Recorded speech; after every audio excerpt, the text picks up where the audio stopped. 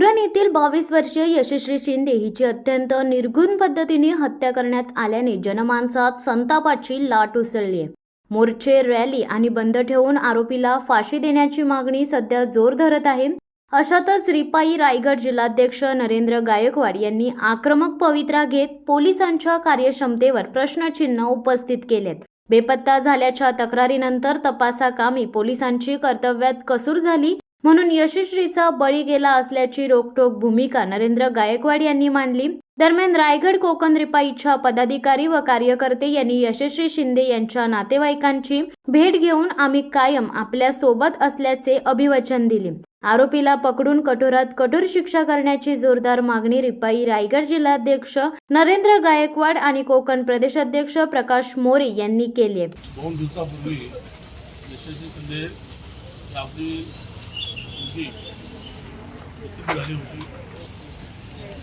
ACP झाल्यानंतर police तक्रार दिल्यानंतर संशय व्यक्त केला होता। तो संशयित आरोपी होता त्याने आपल्या या मुलीला किडनॅप करून तिच्यावर लैंगिक अत्याचार केल्यासारखं जे काय प्रथमदर्शनी जाणवत आहे आणि तेच करत असताना त्यांनी मुलीचे तुकडे करून एकदम निर्घृण क्रूर हत्या त्या ठिकाणी केलेली आहे। आणि ते प्रेत परवा सापडल्यानंतर या ठिकाणी जनक्षोभ उसळलेला आहे। या आपल्या मुलीला 22 वर्षाची आपली तरुण मुलगी ही अल्पवयीन असताना 5 वर्षापूर्वी जो संशयित आरोपी आहे त्यांनी तिला छेडछाडीसारखे जे गुन्हा त्याच्यावर दाखल झाला होता त्या छेडछाडी करून त्या मुलीला त्रास देण्याचा प्रयत्न केला होता। त्यावेळेस पोलिसांना गुन्हा दाखल झाल्यानंतर वस्तू अंतर्गत त्याच्यावरती कारवाई झाली होती। 5 वर्ष जेलमध्ये होता। 5 वर्ष जेलमध्ये राहून तो सुटून आल्यानंतर त्यांनी हे कृत्य केलेला असावा असा जो संशयित म्हणून आरोपी आहे त्याला पोलीस आता शोधत आहे। आरोपी लवकर सापडला जाईल आम्हाला विश्वास असा वाटतो। परंतु एवढा निर्घृण हत्या करणारा हा आरोपी जेव्हा जेलमधून सुटला, वस्तू अंतर्गत कारवाई ज्याच्यावर झाली होती, तो आरोपी जेलमधून सुटल्यानंतर खऱ्या अर्थाने या ठिकाणच्या पोलीस प्रशासनाने या आरोपीवरती लक्ष ठेवायला पाहिजे होतं की या आरोपी सुटल्यानंतर काहीतरी सोडभावनेने कुठली काही गोष्ट करेल का, त्या मुलीच्या बाबतीत मुलीच्या कुटुंबाच्या बाबतीत काय कुठला तो चुकीचं पाऊल उचलेल का, या बाबतीत पोलिसांनी खऱ्या अर्थाने त्यावर लक्ष देणं गरजेचं होतं। त्याने पोलिसांनी ते दिलं नाही, त्याचं एक कर्तव्य होतं। आणि जर त्यांनी तिचं कर्तव्य पोलिसांनी जर या ठिकाणी पार पाडलं असतं तर आज ही घटना दुर्दैवी घटना घडली नसती। अशा प्रकारच्या ज्या घटना घडतात आणि अशा प्रकारच्या मुलींना त्रास देणारे, छेडछाडी करणारे, वेळेमध्ये करणारे जे आरोपी असतात हे जेव्हा सुटून येतात त्यावेळेस पोलिसांनी खऱ्या अर्थाने त्याच्यावर लक्ष देणं गरजेचं आहे। आणि ते न ठेवल्यामुळेच या घटना घडतात। आज या ठिकाणी या तरुणीला ज्या पद्धतीने त्याने मारहाण करून हार करून तिचे तुकडे करून त्या ठिकाणी टाकलेलं आहे, त्या असल्या नराधमाला असं ही नीच कृत्य करणाऱ्या त्या आरोपीला फाशीची शिक्षा तर झालीच पाहिजे। परंतु अशा घटना या अनेक ठिकाणी या महाराष्ट्रातील नमुना देशात घडता कामा नये म्हणून पोलीस प्रशासनाने खऱ्या अर्थाने लक्ष देणं गरजेचं आहे। पोलीस प्रशासनाने जर वेळेवर जर दखल घेतली असती आणि मिसिंग झालेली ही मुलगी जर शोधण्याचा प्रयत्न केला असता तर कदाचित सुस्थितीत आपली ही मुलगी या ठिकाणी सापडली असती। पोलीस प्रशासनाला यासाठी जोर देत आहे की त्यांचं कर्तव्य त्यांनी बजावलेलं नाही, कर्तव्यात कसूर केलेली आहे।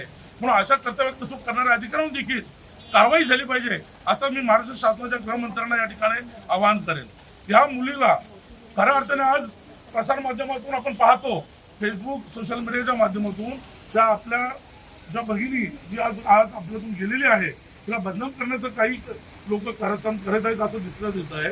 त्या मुलीचं त्या मुलाशी अफेअर होतं वगैरे वगैरे ज्या काही चर्चा आहेत त्या निरर्थक चर्चा आहेत। जर मुलीचं अफेअर असतं तर त्याच्यावरती पोस्को अंतर्गत कारवाई झाली नसती।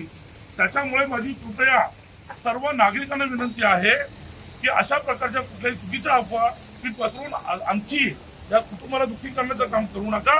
पोलीस प्रशासनाला मी या ठिकाणी सांगेन की या 2 दिवसात जर आरोपी सापडला नाही तर या संबंधित पोलीस स्टेशन उरणच्या मोठ्या संख्येने पाठवण्याचा मोर्चा या ठिकाणी येईल आणि त्या मोर्चाचे होणारे परिणाम जे असतील त्यासाठी पोलीस प्रशासन जबाबदार असेल। लवकर या 2 दिवसात आरोपी सापडला नाही तर आम्ही कार्यकर्ते आमचे सगळे हा आरोपी शोधण्यासाठी प्रयत्न करू आणि जर आरोपी आमच्या सापडला या ठिकाणी कायदा हातात आम्ही घेऊन या नाराजमाच्या अशाच प्रकारचे तुकडे केले जातील हे मी इथं जाहीरपणे सांगतोय। पण पोलीस प्रशासनाने एका दिवसाच्या 2 दिवसात त्या आरोपीला पकडून त्याच्यावर कठोरात कारवाई करू, ह्या नाराजमाला या नालायक नीच कृत्य करणाऱ्याला फाशीची शिक्षा होईल या दृष्टीने सगळी तपास यंत्रणा त्यांनी राबवली पाहिजे. FIR दाखल जी झालेली आहे त्याच्यानंतर कुठल्याही प्रकारे केसमध्ये त्याला कुठल्याही प्रकारची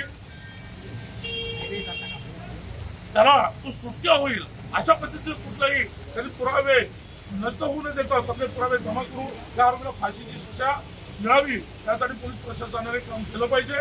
अन्यथा रिपब्लिक पार्टी ऑफ इंडियाच्या वतीने आमच्या या मुलीला न्याय देण्यासाठी रस्त्यावर उतरू आणि अखंड महाराष्ट्र या ठिकाणी पेटून जाईल. त्याचं मी तुम्हाला सांगतो. रामदासजी आठवले साहेबांचे स्पष्ट आदेश आहेत की या महाराष्ट्रामध्ये किंवा देशामध्ये कुठल्याही ठिकाणी कुठल्याही नागरिकावर जर अशा प्रकारचे अन्याय अत्याचार होत असतील तर त्या ठिकाणी आपण जाऊन त्यांना न्याय देण्यासाठी आपण काम केलं पाहिजे. या अनुषंगाने मी या ठिकाणी सांगेन ज्या प्रकारे यशस्वी शिंदे ज्या प्रकारे निर्गुण हत्या झाली त्याचप्रकारे अक्षता म्हात्रेवर देखील अशाच पद्धतीचा अत्याचार झाला आणि त्या नराधम त्या मंदिराच्या पुजाऱ्यांनी जो केला त्यांना देखील कठोरात कठोर शिक्षा व्हावी असं मी या ठिकाणी नमूद करेन आणि आमच्या या मुलीला न्याय मिळावा हे मी प्रशासनाकडे मागणी करतो. संबंधित आरोपीला पकडून फाशी शिक्षा द्यावी. समाज सोबत आहे पुढची रात्री गोष्ट अशी फेसबुकला मला इकडे तिकडे वाचली असं वापरलं प्रेम प्रकरण मग मला ते शॉक बसला. मी रात्रभर थोडा हे होतो म्हटलं सगळ्या आधी विचार करत होते की आता ही गोष्ट मला माझ्या समाजासमोर ठेवावी लागेल. आता समाज बांधव तुम्ही विचार करा की जर प्रेम प्रकरण असतं तर ह्या कुटुंबांनी किंवा त्या मुलींनी काय म्हणतात पोक्सो का दाखल केला असता. दुसरी लोक हा विचारच करत नाही. बरोबर आहे. तर आपल्या समाज बांधवांना विनंती आहे की बाबा आता ह्या गोष्टीला आपण प्रेम प्रकरण लावतो त्यामुळे का झाली नाही हा विचार का कोण करत नाही. ती लहान होती शाळेमध्ये तिला दबाव का नाही टाकला असेल दबाव टाकून ह्या सगळ्या गोष्टी काय करायला केल्या ती फोन कॉन म्हणा अमुक म्हणा किंवा प्रेमाच्या का अडकवून नसेल. आता जे काय असेल मोबाईल तंत्र असेल ते त्यांना कळेल पण ही बाजू कोणच बघत नाही. ही बाजू आपण सत्य ठेवून आम्ही ही बाजू समजून घेऊनच आम्ही प्रसार